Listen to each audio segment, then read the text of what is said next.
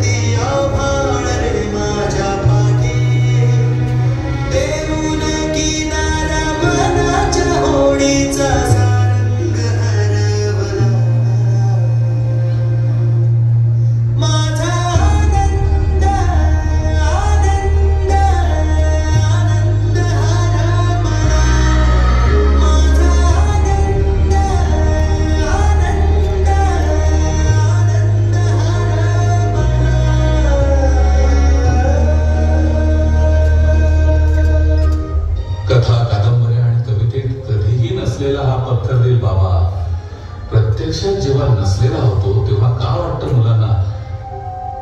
की की डोळे मिटून जी प्रेम करते तिला प्रेयसी म्हणतात, डोळे उघडे ठेवून जी प्रेम करते तिला मैत्री म्हणतात, डोळे वटारून जी प्रेम करते तिला पत्नी म्हणतात, आणि स्वतःचे डोळे मिटेपर्यंत जी प्रेम करते